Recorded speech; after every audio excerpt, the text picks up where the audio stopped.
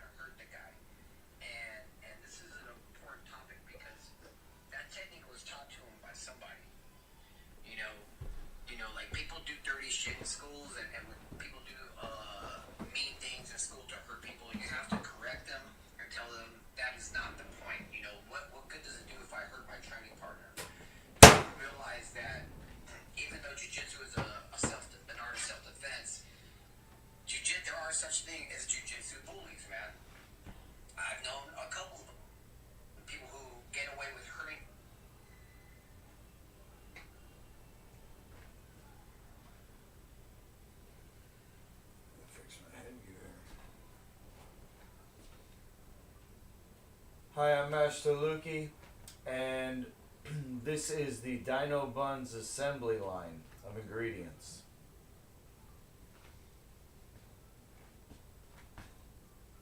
First of all, this is the giant sign that's going to go at the table.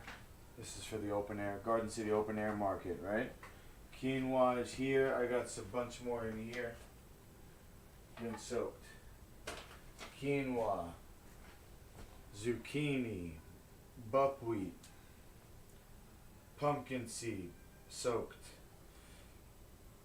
Irish sea moss,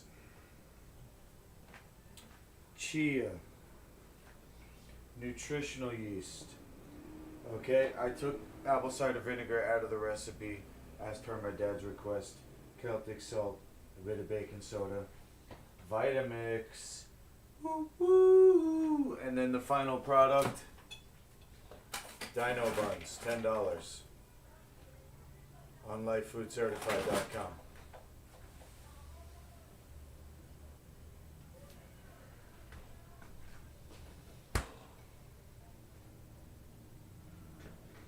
How's that?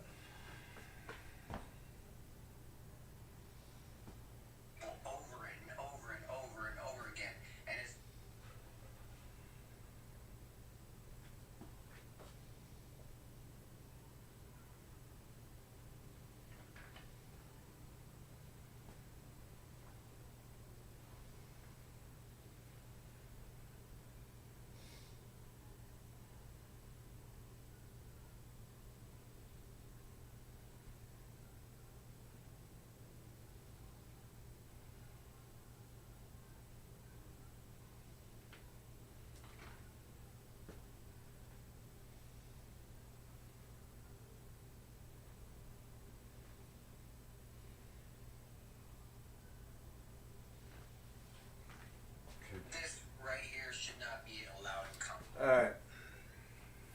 Just make sure we got a good camera angle.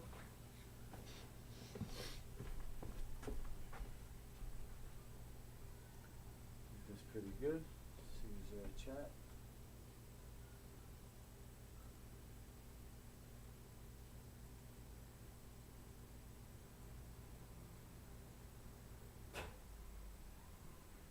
Okay. No one in the chat.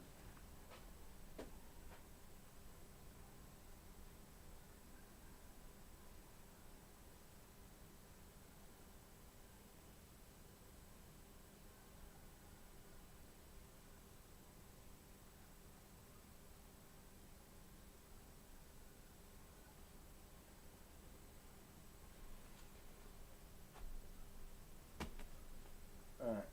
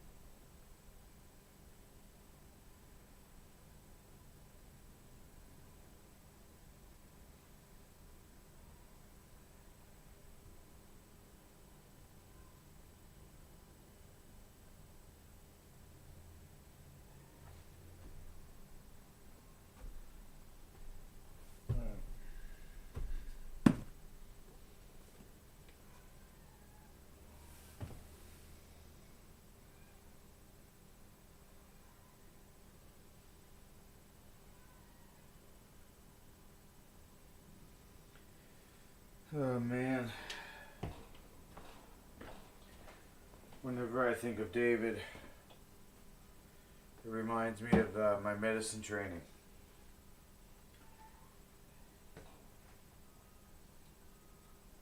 How I left everything behind. Oh gosh. This is Dr. David Chuck. Got a really great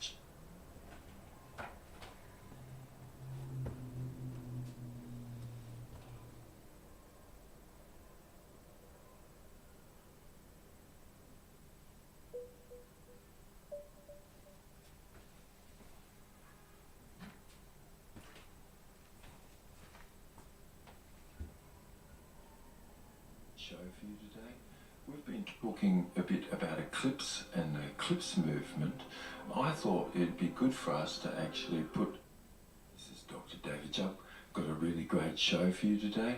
We've been talking a bit about eclipse and the eclipse movement.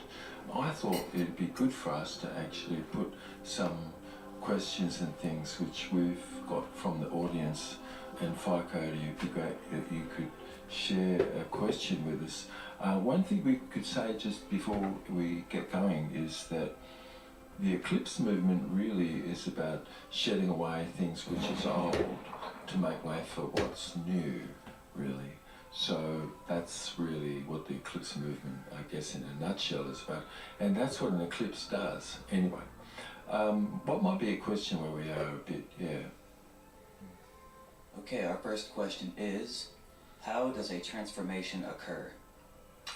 Oh, a transformation, you mean from where something has been to something new? Or I think like what you're talking about is something like a renaissance that happens because obviously something wasn't working and something all of a sudden comes along that's new. The newer things really are coming along because something is a qualitative instruction that you're taking on suddenly. And so that is like a new paradigm comes to be. And it's a brick like that doesn't fit into the wall that was built, so it causes something to become defunct, you see, because something else as a path of least resistance is selected. Yeah.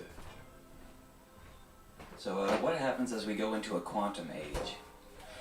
Okay, well, you could see, I think the best opportunity for us to see this would be asking people as they're sitting, if you could imagine this, in the year 4021, and you're looking back, you see, and you look back, well, you're looking back a couple thousand years. Pretty good writings is about it, and documentaries that we've looked at today, and I think most people sort of have a bit of a common understanding of things, but you basically could say that it was a revolution of the quantum, and that was that a solid state condition really exists in the vacuum, and that the vacuum itself was a quanta is of this, of course, as you know, of a length and a mass and time, and most all equations you know that you've been taught really is reduced to these three variables and a JC constant, which is a constant of a magneton, which really picks up space. And there's only three. There is a positive and a neutral and a negative, and this goes to infinity basically. So you're really going from an age of what that was, I think, called the New Age, people said, yes, and it moves into this quantum and the quantum age. And so I guess one of the very things would be the things about physics that actually cause this to come to be. Yeah.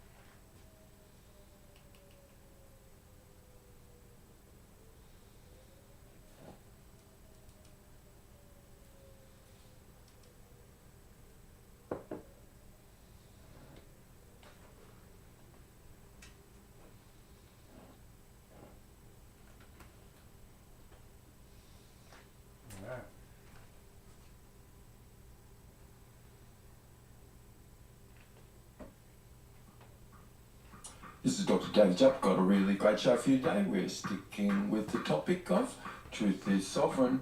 Truth again is this which is you.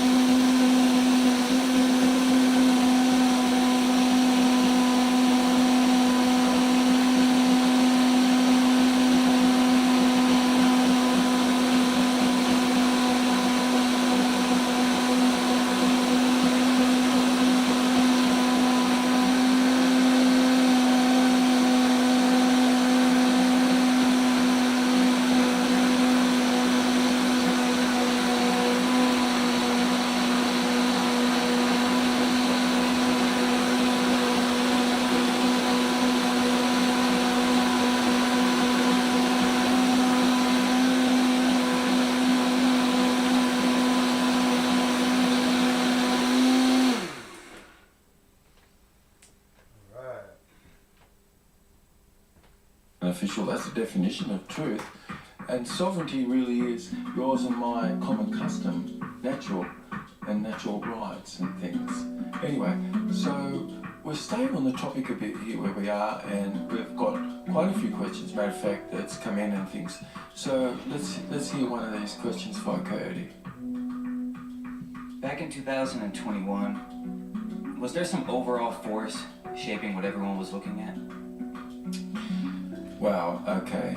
Alright. I think again it's really fantastic because maybe we could stay just for a little while in this year 2021, because you're looking back a couple thousand years and you're really trying to figure out what was going on back then. But texts and everything really talk about this, and they say that the vast majority of people were really in a cognitive dissonance state. And you and I, we know that wherever information that's new, that's being presented to you, has some contrastedness to what you knew before, some dissonance is involved in your acceptance of whatever it is that's new. A new mindset comes along back then, because the old mindset was that what was only stuck in adjusting the dissonance level. And so there were three other types of mindset that describe things, which was not this new mindset. But this new mindset was looking at sin, something was a selective restrictive violation, and there would be some cost of that or charge. And you've learned how to, in your language, discharge that charge. And so everything that you do really is looking at something which you're visiting, like you're a visitor and you're visiting this operation back then, and you're visiting it to correct anything that's of any irregularity.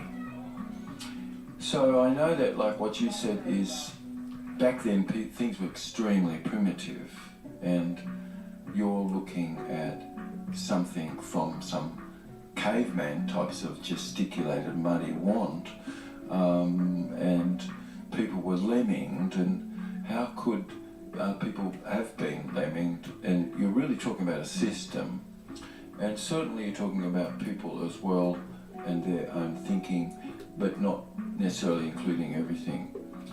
You can see that what's existing at the time is this new mindset. It comes to be because, you know, all of a sudden people have realised, hey, why shouldn't we be focused on what the outcome is? And why should people not be ready for you when you make your move? And why should not people be in support for you and then, you know, you're underway? And how could it be that you could make sure that what the future is more, that is prepared and set up so that things are smooth? And then you're not going to have people cling to the fuselage as a plane takes off and nobody has any way to get to the airport or something. Only news was really to cause most everybody to have some dissonance inside themselves. And the first three types of mindset is, one is an ostrich, like I don't even know what's going on, you know what I mean? And I'm you know, looking at what colour socks and things, everything is content-y, right? Then you've got woken, something's wrong. Woken something wrong. Woken something wrong. And you can see that's just because we're reducing cognitive dissonance somewhat, and that's all that's there. Another mindset was woken, and you know something's wrong, of course, right? Because this is the third set of mind, and it's woken to blame, woken to blame, woken to blame. And so the conversation back then was not going anywhere. Things were meta-responding and just going over the same stuff. Nothing was congruent too much. Most everybody was really stuck in having to deal with something dissonant in themselves. So this new mindset didn't exist where somebody would be visiting something because they could easily that is of some irregularity, and they could be visiting it to correct the irregularity. And so where something was a selective restrictive violation and somebody would have just only polarized as a response, someone knows how to perfectly deal with polarity, or you perfectly know how to deal with someone who's meta-responding. You perfectly know how to deal with someone who can have come up with some complex equivalent that doesn't exist for you in this day, because you've got patterns in the way that you've learned how to process information, which really people really didn't have back then, yes? So you'd have to understand that, that's all, because we can't quite understand how people would have put up with demonocracy at all. And those people were trying to figure out how they could have put up with any witch trials and stuff, and so it was just really the same thing. They weren't out of that set whatsoever. There was such a prejudice, and it was really, for most people back then, it was a missed opportunity to have learned how to respond more effectively until this new mindset comes along and it's republicing things. What would you have done on September the 12th, 2001? What would you have done if you'd been president? I would have done a legitimate investigation to find out what exactly happened on 9/11. How did they know who did this so quickly like they did Lee Harvey Oswald? How quick they knew Lee Harvey Oswald killed Kennedy. And we knew before with Condoleezza Rice's memo on August 6th, when it stated right in the memo, bin Laden to steal planes and run them into buildings. And more stuff is coming out now also, how much the Bush administration ignored the intelligence. It was almost like they ignored it because they wanted it to happen. Oh, come off it, Jesse. No, not oh, come off it. Wait a minute.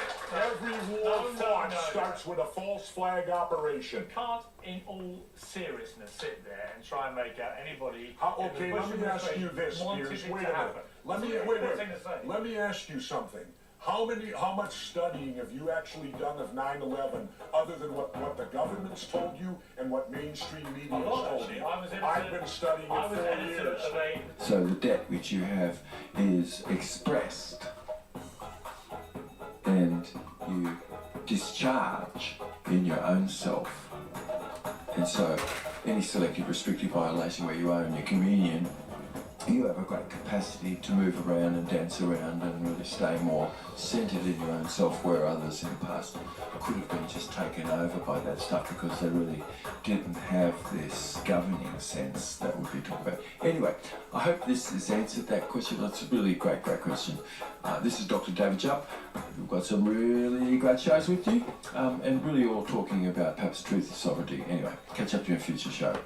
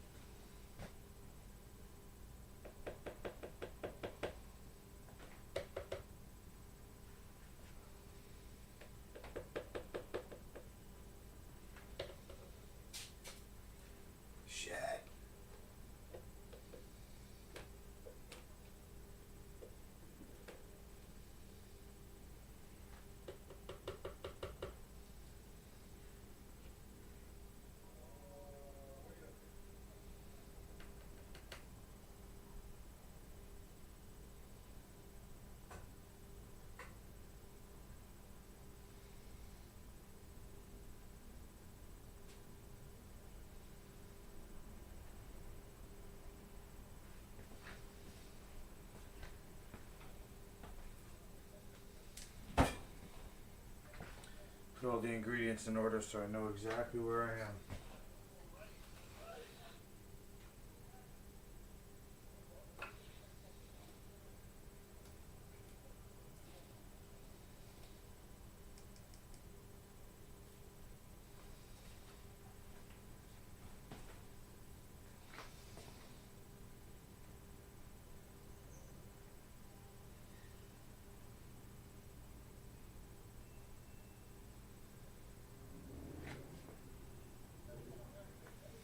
It's gonna be a good one.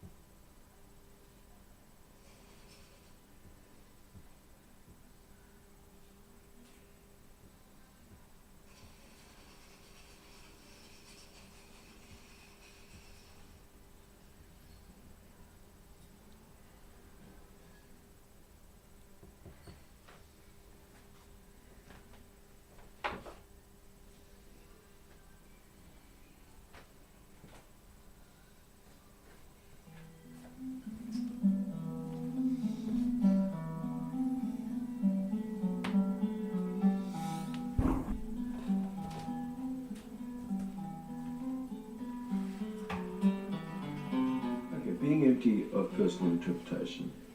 We were just talking that exceptional brain function is happening, and you can characterize qualities that's occurring where someone is in an exceptional brain functioning state. Someone could have fallen off a bicycle and suddenly they play music like unbelievable. It's like, what happened? You know what I mean?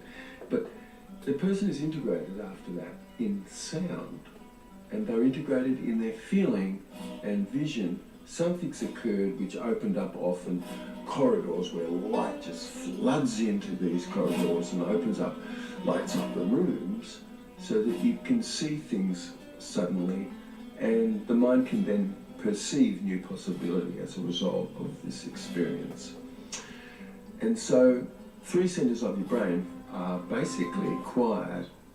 After a moment in time, so somebody has this unbroken meditation, 3 areas of your brain no longer are needed. And what's that?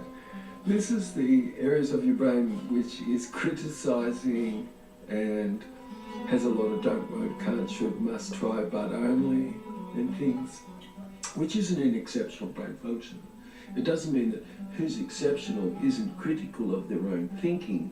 It's that nothing where they are is having an internal dialogue about what they're doing. So you really could say it just is controlling internal dialogue, because if you control internal dialogue, you can play like great. It's like, whoa, you can sing too. You see, you know you're more in this sweet spot. And so sometimes something happens, like you can hear sound suddenly, panoramically. It's like, wow, you see? So suddenly there's something exciting that comes along. You feel an acceleration of the feeling of love that you have. And this is eye-aware, you see? It is a slight acceleration feeling of love. And it's like more gamma wave So it's a faster wave that you're emitting. And this causes those who are receiving this to be more in an alpha theta state themselves. And we naturally just fall into this. So being empty of personal interpretation is what you've got to do. So in eye awareness, a light second, right, it's a bit of a slow slug, really. You're seeing a slug slowly go across the footpath. It's wrong, you know. Light is too slow. You need to be with this modern time. Light is very slow. Dark is fast. You have to understand the speed of darkness. Okay, but light comes out of dark because it's much slower than dark, you see. And then we can see things when it slows down. So the slowest thing we can see is light. And then the slowest thing we can hear is sound. And the slowest thing we can feel is solid. And it goes like this, you see. But it's all the same. Magneton density. But in an eye awareness state, a second can be broken down into a quadrillion units. Yes, and it is. So there's nothing really actually simultaneous, actually, you see. Something happens before something else. Yes, it does. Okay.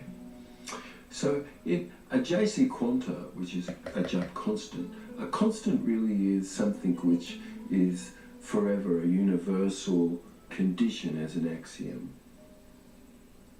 So you can go into one bag and you can get a constant out for mass, length and time of the quanta of the particle that makes space up itself. And you're going to go down to a quadrillion units in a second.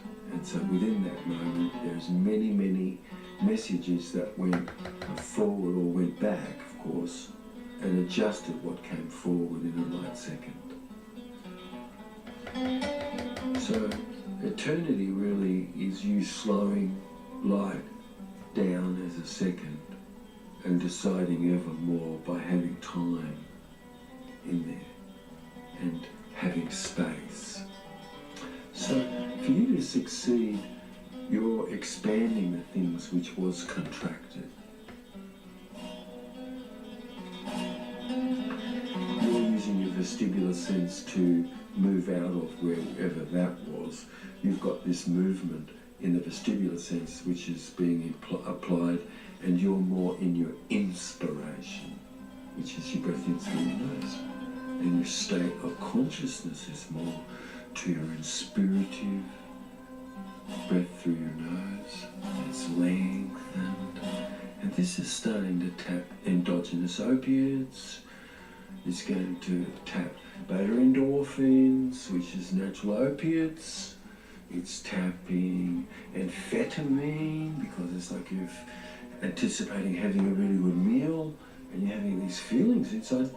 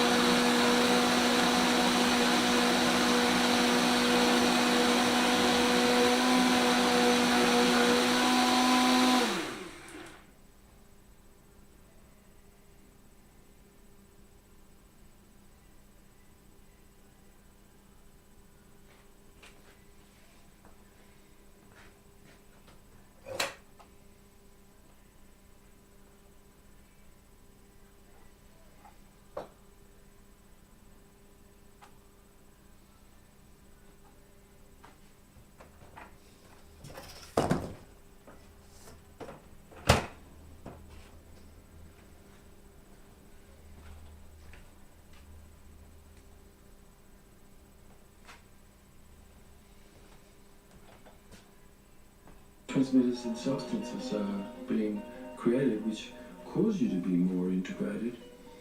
And it only happens as a result of your being empty of personal interpretation. You see?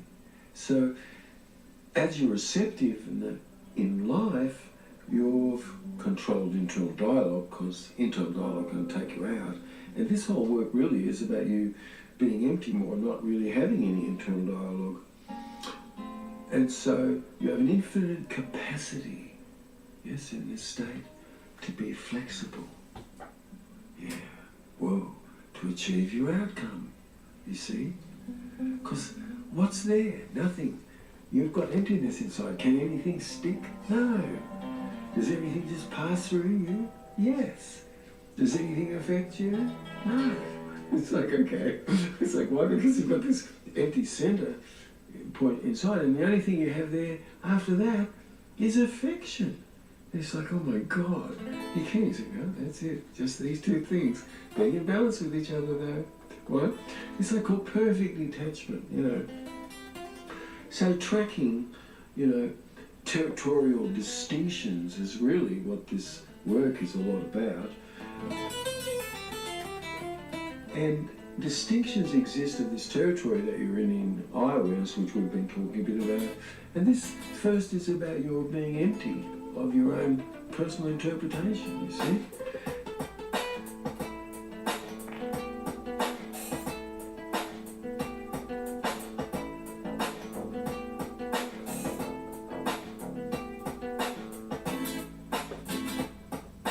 Because if I was in there having a personal interpretation while I'm speaking to you, suddenly that could have taken over.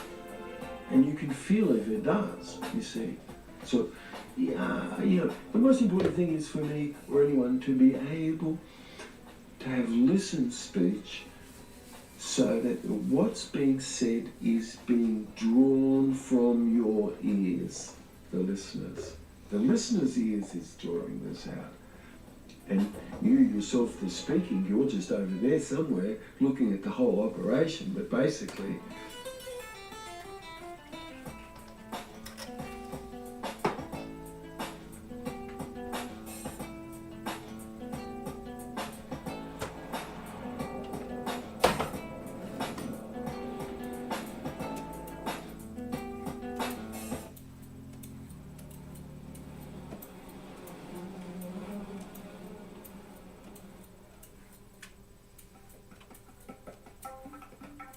the listener is the one who has caused you to speak, yes? And so these are skills which over time one picks up a bit, but if you're happy, you know, it's just natural that you're going to be kind of doing more things like this. So in an unaware state, you're empty of your own personal interpretation, and these areas of the brain no longer really are present. You are. The emptiness that you have is in your opening and the mind being open, and you can see it because there's an existing cloud bank often, and you have to have a gap in that cloud bank, yeah? Otherwise it can be seen that the sun mightn't be shining like it can be through to the valleys, you see? And you don't want to be seen just jumping out at somebody otherwise, because that's what it would be seen as more, you see? So, by you being empty of your own personal interpretation, you've let go of your internal dialogue, you're able to hear and you're able to pace something which someone said. And if you're going to lead someone, then you've got something you can pace and lead. But you must have something you can pace to have rapport with people that you're with. Rapport is like money in the bank, you see, for opportunity. So a pause is displayed. You can see a pause where someone is. And this is more an eye-aware state, like a gating reflex. The listener can pace something said, and this is you with a gap in your cloud bank. Yeah? So that you're coming out from your feeling, you're using auditory words, and you're exiting the communication with your eyes. And someone hearing can hear this is going on. We can hear panoramically, and our vestibular sense can sense direction where sound is being projected, and is this more circular cupping cradle as a centric state underneath itself, which will have a characteristic shape. So all composers' music has a characteristic shape. So really, you're really unique because you've got a quality in your own being, in a happiness, and the hemispheres of your brain are synchronized. And as your brain, the hemispheres are synchronized, don't you have more amplitude of energy available? Yes, you do.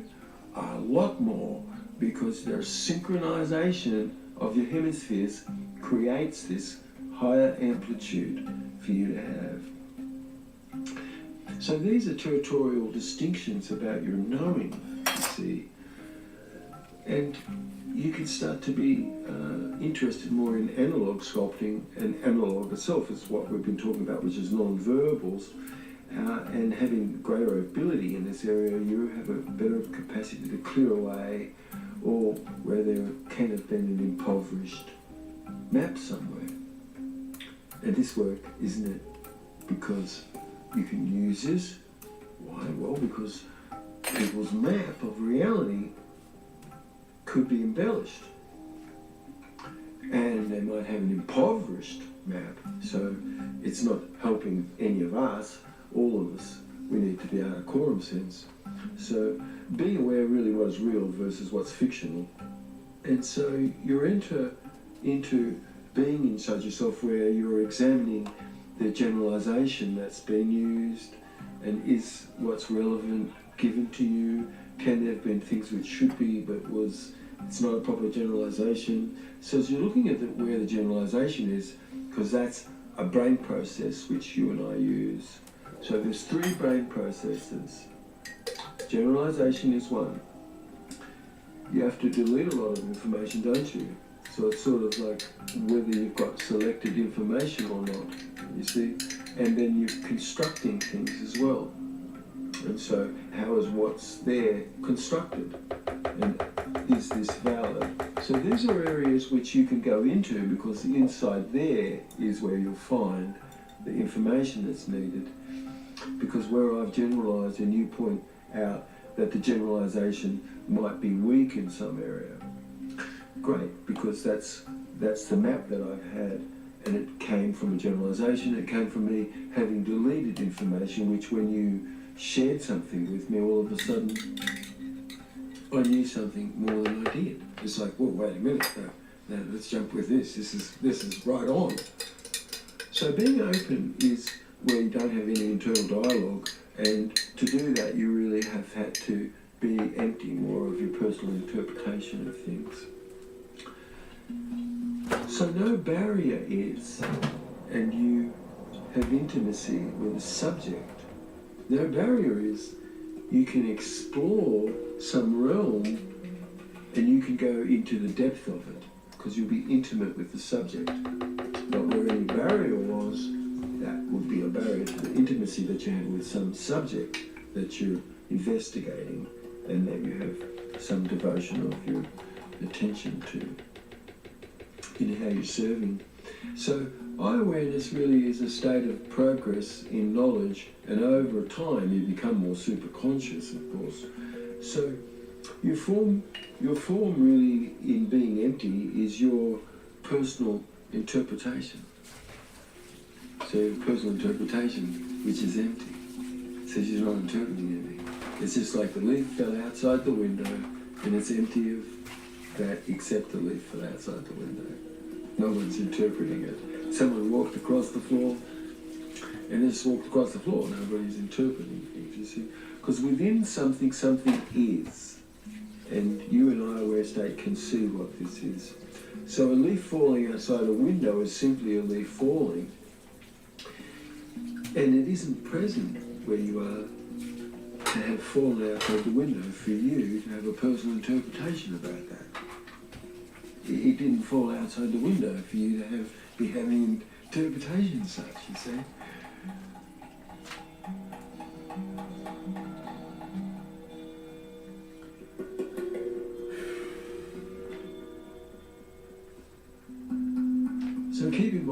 emptiness, and emptiness is really the form that you have where balance is, and you have preposition, which is creating a relation between the noun and a verb or adverb, and a substantial relation between the noun and the adverb or a verb. And it's describing this, which is a preposition, so all words that relate to prepositions like on, forward, back, through, in, up, down, these words are vestibular because they're relating to your whole body movement and things. And so the more that you're aware of what is it that when you're smooth, you're going in a certain direction, and certainly you're not moving away from something, because like obviously you move away from things which is not so comfortable, and you're moving toward things which is truly terrific. You know, you should be using direction this way, right? Some people have got it reversed. That's not right. You see, the vestibular sense is to be associated. You're using direction to go toward, and you're having things with you. So to do this, you have to be empty more inside.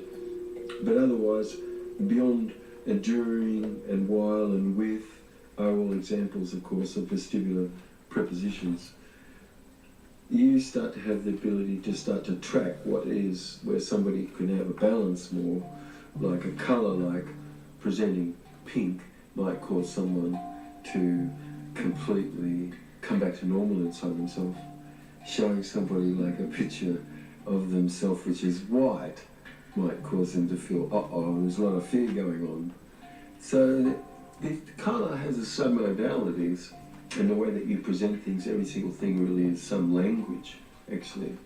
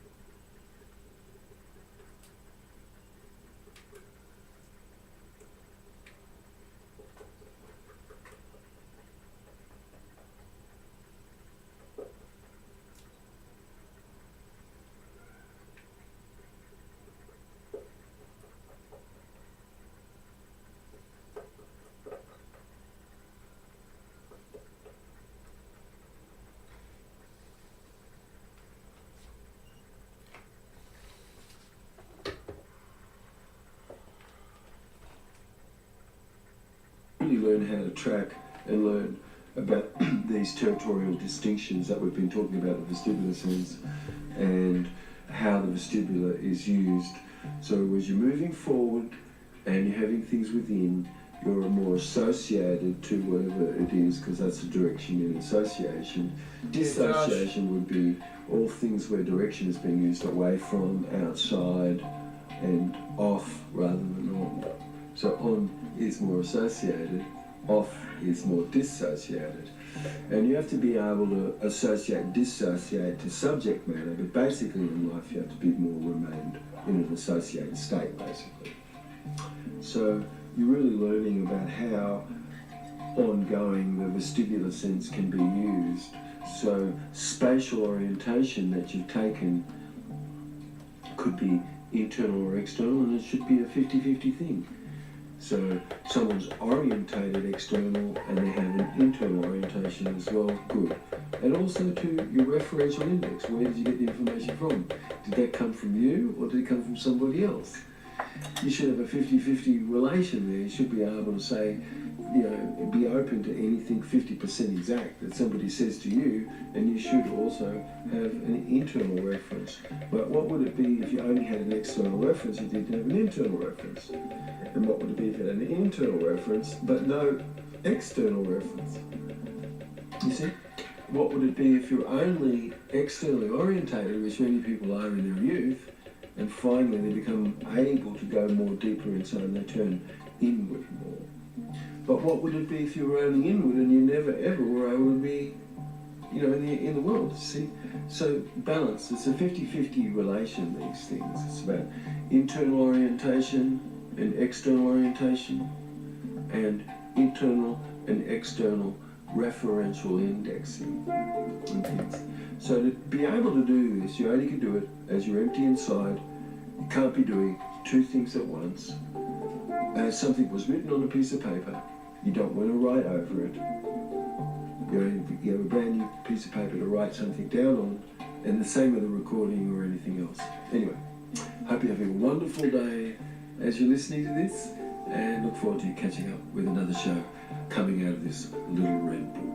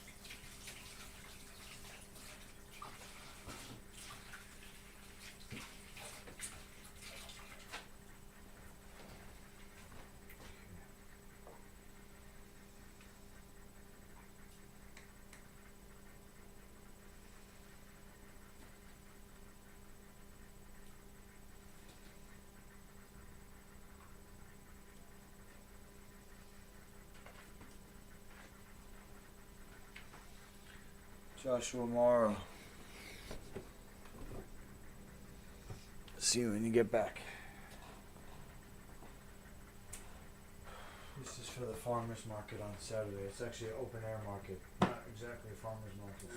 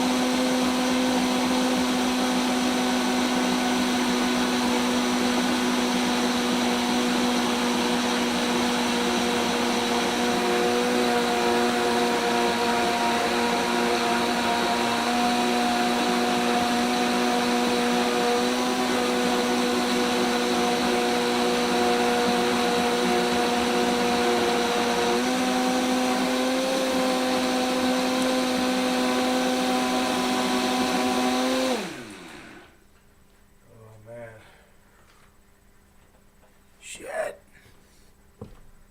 Waves, there's waves coming. What do we do, bro? What do I do about these waves? Personal interpretation, outward meditation.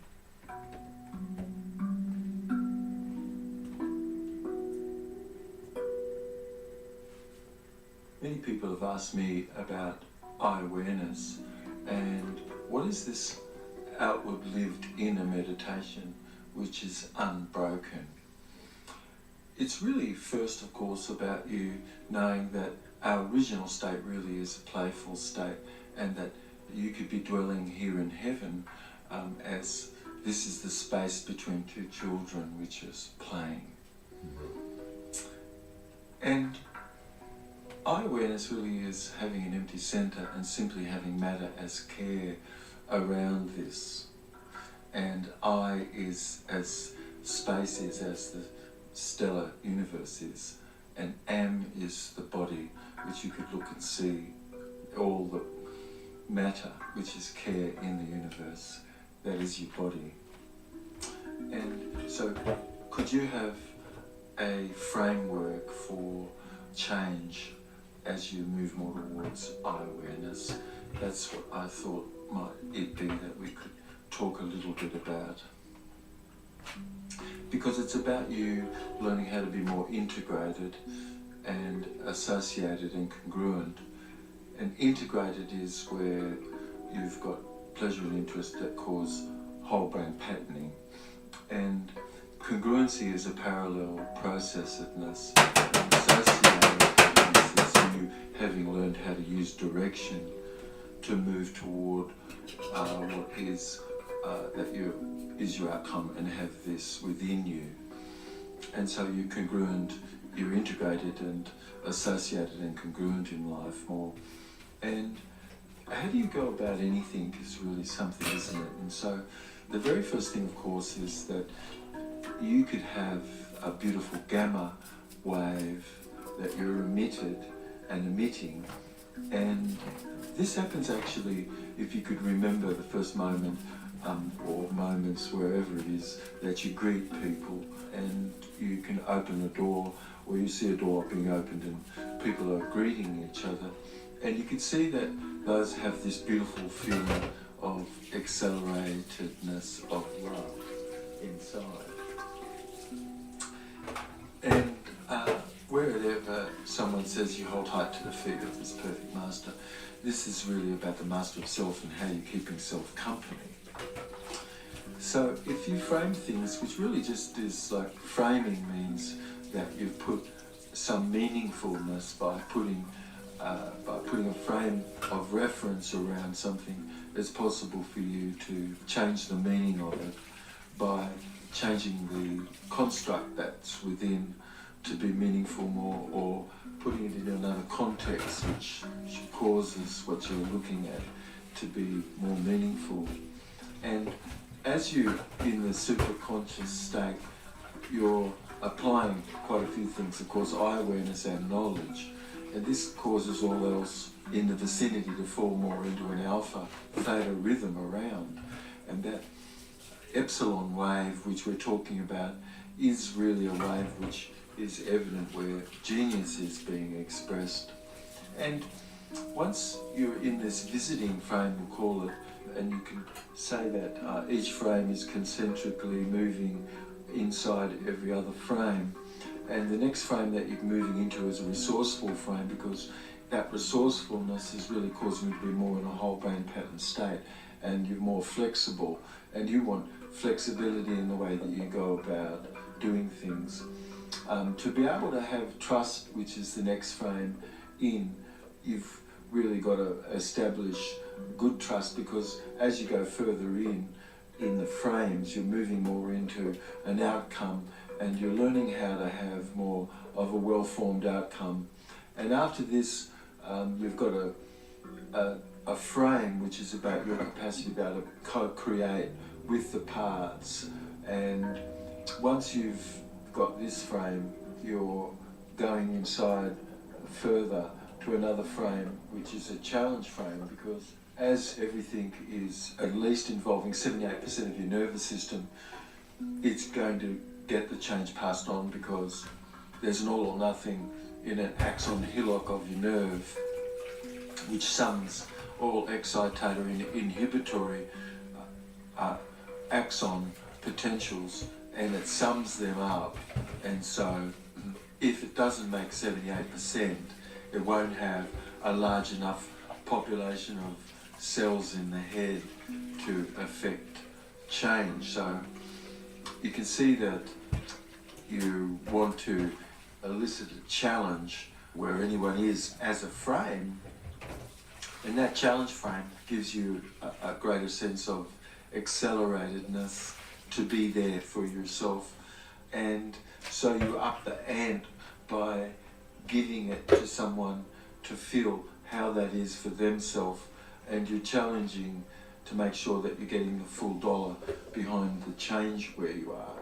As you go through this little red book on eye awareness, you're learning how to apply this framework for behavioural change. So then you'll come to a frame which is an integration frame, and the integration frame is the 7th frame. So you've got one more frame because you've got 8 frames, and the integration frame allows you to sense that you've got your outcome. And while success is in excellence, you presuppose this, you do all via the use of presupposition skillfully in your communication, and you can feel the effect gained above, so that you can be more in this eye-aware state. You could look more into this as you could learn about this. You could read about this more in this little red book. You can read, and sometimes you could have people read this, because you're in a meditation as you're learning this, and this is the true yoga. So any other form is a secondary form to come to be more eye-aware, and yoga really means that you're being joined in yourself. And meditation really is the focus that you have in your direction in yourself. And so it's a direct practice that you're arriving more in an eye-aware state, which is really about returning and arriving as concepts, So after this, you're future pacing. So finally you've got something which you've integrated, and you've used a backtrack frame during that integration frame to see that you've got your outcome. Once you've got your outcome there, you're future pacing things that you've gained as you read, as you learn, as you go through this material. You can feel this, which is I'm talking about, becoming more integrated inside where you are. And you can have done this integration frame by backtracking over what we've said. Of course, future pacing is this I-aware state into a future moment requires you to have the learning, to have the ability to be able to induct an access state that's been triggered and anchored, and that state can have been chained as states together to come to be one state. So you have a state of I-awareness which you're looking into a future moment, and there's various accessing cues which you could see, could be a sense that of what you see or feel or hear, and it causes you to recall this beautiful integrated state and able to apply this.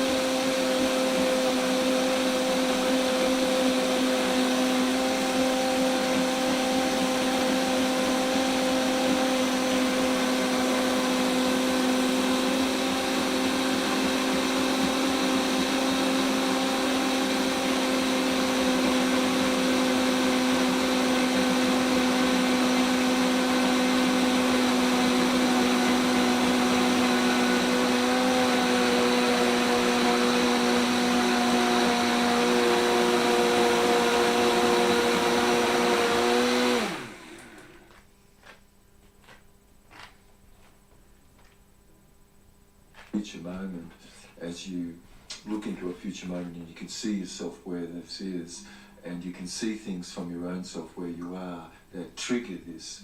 So it starts to cause more sticky factor for you, and this is an example like what we're talking about right now is future pacing, which is the 8th frame, and that's where you've gone into a future moment and you could be looking back over how you've gained this successfully, and you can look and see how this I-aware state has been allowing you to imprint new information. And this has been an ongoing meditation, and this is really the beautiful yoga practice. So all is open to you. You'll take in information in an auditory mode, as long as this is put into a tonal band where you, the reader, with your own tonal band, this is your own familiar voice, and it's very state specific to a tonal band, of course, which you use yourself as you read. And as you could put things within this tonal band, it's going more, auditory information is going in. And anyway, just to recap now, you've got a frame for behavioural change, which includes a visiting frame, which we talked about, which is you being in uptime. And then, of course, you've got a resource frame in further from that, and that causes you to be more in a whole brain pattern state. And then trust and honour is a frame which you have because you have to have trust where you are to achieve some outcome, which is a further inward frame that you learn how to be well formed about. And then you're engaging the 5th frame, which is co-creative, where consensus building, decision making sort of more is a style in the way you're going about things. And then you've got this challenge frame that we were talking about a little bit, where there's a backtrack about what you've got, and in that moment you're causing some to be challenged about what it is that you've got, to see that you've got the whole thing. You've got to at least have 78% of what the nervous system behind any change for that to happen really well. And then you've got the integration backtrack frame, and then you've got a future pacing like we were talking about, which is pacing this change and state into a future moment where it all becomes, over time more triggered by this pattern that you could start to feel being imprinted more about how you go about things anyway, where you have excellence.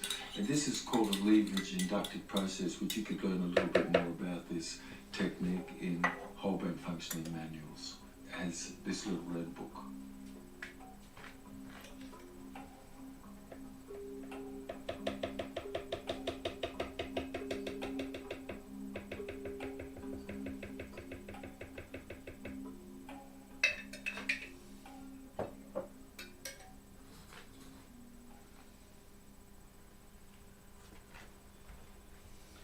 I don't know, this might be the last or the second to last. Ancient Roman. What's cooking, good looking, just playing. Thank you. Yeah, so the farmer's market that I was going to on Saturday got postponed because of rain. So it's this Saturday coming up. I got this big sign, and although it has apple cider vinegar on it, that's not in the recipe anymore, as per my father's request. But I have, I think, 48 buns already made. I want to get to 100. This is the biggest batch of buns that I've ever made. So I'm just going down the list, and I put everything in order like this, so I just go down and I don't forget where I'm at. I just look at the ingredient that's on top, and then I go to the next one. So I'm up to buckwheat. This buckwheat's been sprouted.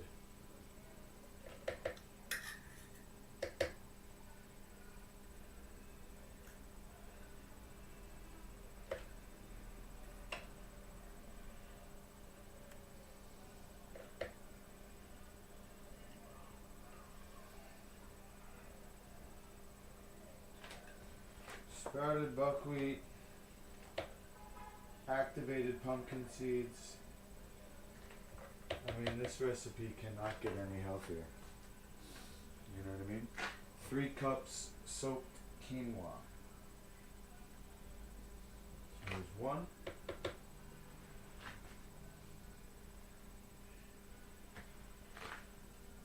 2, shit.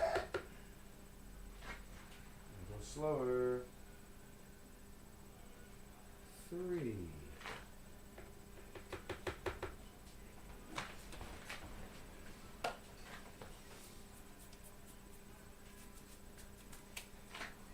Alright, and now we got the final 3. It's an assembly line. For mass production. You know? God willing. What's God willing? Inshallah?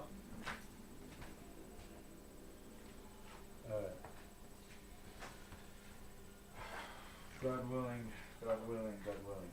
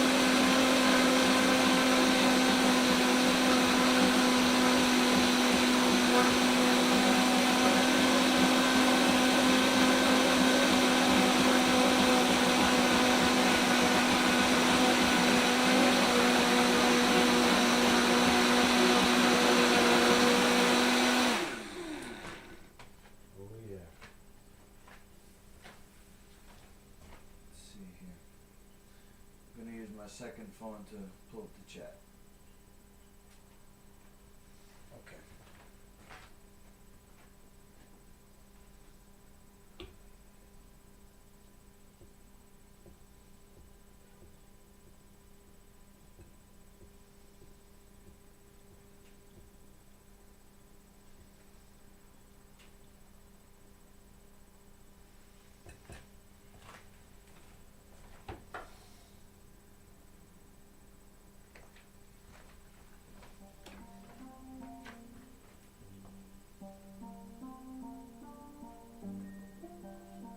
This is part 4 of this little red book on eye awareness as a meditation.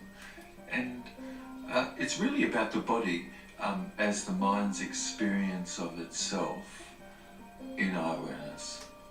So you live what you speak and speak what you live next, and every single word you use is of a physiology. And every single word that's spoken, of course, is accompanied by a range of body movements and things which all act as accessing cues which can be observed as a window into the neurology and neurobehavior physiological state internally, which those external movements are all relaying information about what's going on more internally. So all memory, learning and behaviour is state specific, of course, and words, just as non-verbal also behaviour, all give you and I a window more into the internal matrix of a body and mind and one's experience.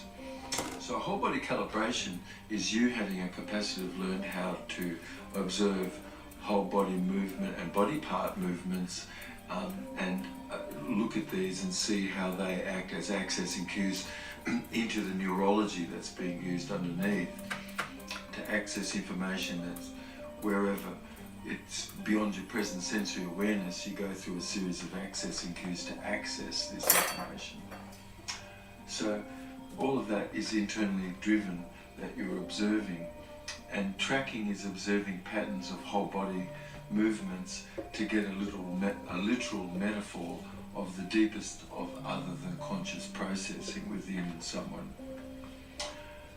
So everything really is such that as you've got more associated, integrated and congruent neurology, your own self, your life is more like a poem, which is letting life be more as a painting is, and your life is your art and your art is your life. And analog sculpting is, simple, just that as you have a happy face within yourself and in a smile, you've got this eye awareness, immediate more, and the state specificness of the neurology that's being sculpted by your sensory motor complex and the way you can shape things to have a desired outcome. So life music, of course, and life food, they're all examples of non-verbal language and behaviour themselves, and analog itself in how something is said and put. Also a book left on a table.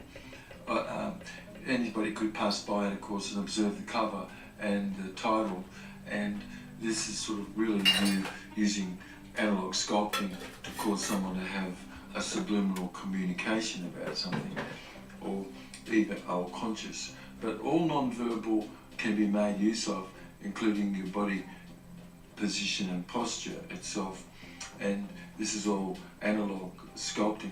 So as the shoulders really are more back, and there's a bit of an arch in the small of your back, and your back is more straight, so is your torso, a feeling of yourself being more lifted and open, where your heart area is ever more from a feeling of pride. And you can talk about that, but unless you've got this posture, you're only going to be able to feel this as you have this posture. So analog sculpting is very powerful. So as the posture is adopted, you've got this more inner happy face, and you can access this state of pride and dignity, and it really doesn't rent any space for fear, and because fear would have ended life as where life is, you see. So healing is really where you've got a greater emotional intelligence and you've developed language to be able to describe feeling states. And in an eye-aware state, you become more super conscious, ever more with more knowledge that you gain, which starts to satisfy all the repressed desire that you could have had. So once that's all gone, of course, you really are more like a lotus in water, yet where the water isn't touching you. So it's a blissful inner feeling all by itself, which is a judged and rememberedness of life wholly, which would have been missed if anything would have been miserable or anything such would have been kept at your will. Yet to have a personal, private, subjective teacher that you can be more connecting your whole self with, you could be looking at the footsteps of this person and be observing to see where they've gone to come to have this investigated awareness. So life lived more in imagination, of course. To live just in memory really is to be of a disturbed future. The past doesn't move you as the future isn't arrived, and to relax in eye awareness is the present.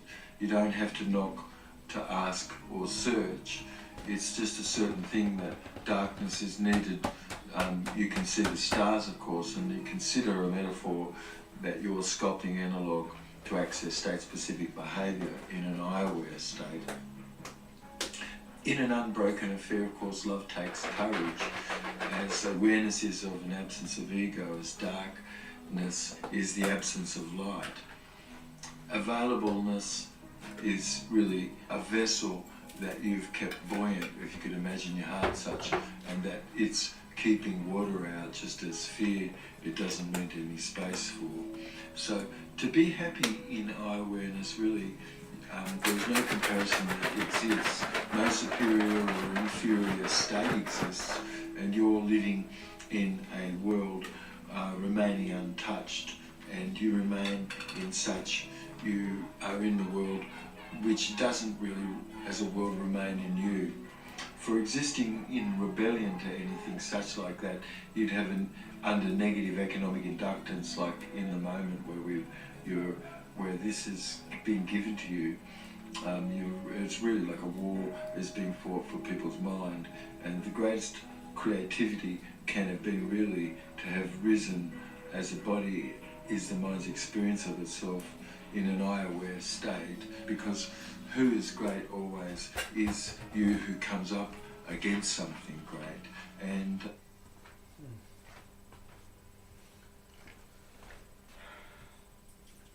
who is great is you who comes up against something great.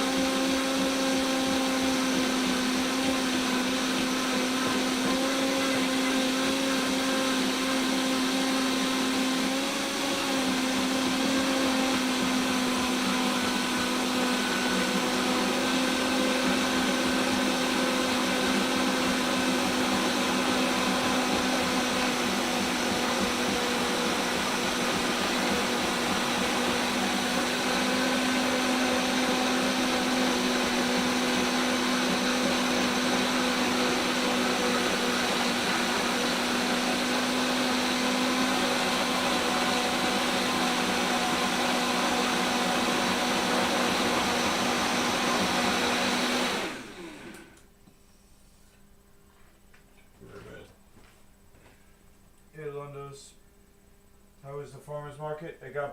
The farmer's market got pushed back 1 week. That's why I'm making this huge order. Being creative, you love life, of course. As life was avoided, it was to avoid death, really. And as pleasure was avoided, it was to avoid pain. The real question you could ask yourself really is, if I was alive before death, such life really is a festival, of course, of little time it is to have been unhappy. But when you can see you can have joy as an exalted self, self-numbered, as everyone is humbled, exalted, or everyone is for you. So love other beloved, yet not the fictional behaviour. You can care for this beloved, yet not a mere subject to as behaviour. That's fictional. For being in your heavenly abode really is this space that you have where you keep, which is the space between two children playing. And the body's the mind's experience of itself. But practicing an eye-aware meditation, as we've been talking about, you can acquire knowledge and progress to an ever more superconscious state, which we're talking about. For even when it looks like the structure of grass, you can look microscopically. You're going to find examples, of course, of a happy face inside.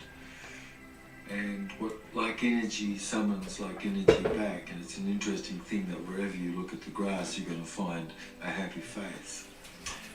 So magnicity is flowing from the form ceaselessly, and given this is a shape and fundamentalness of a center point, just as a neurotransmitter in your brain and body. So just as magnetics and magnicity is conditioned by the stars in the very north, the shape of the neurotransmitters that we have in our head follow the conditioning of the stars that we have in the heavens.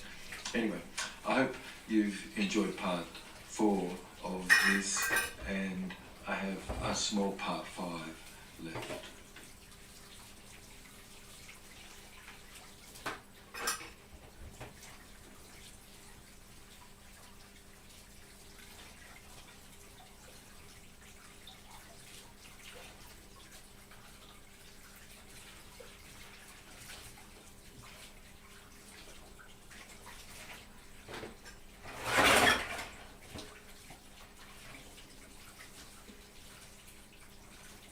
Shouldn't be washing dishes while you guys are watching. 1 second. It's not a lot. Give me actually 1 minute.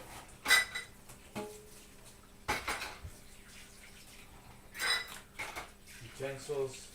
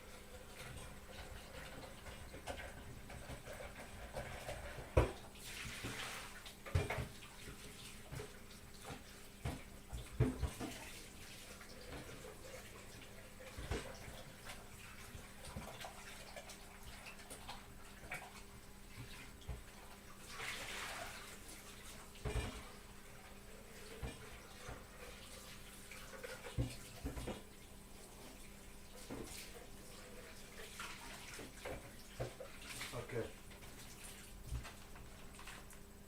Now, gotta figure out how to store everything.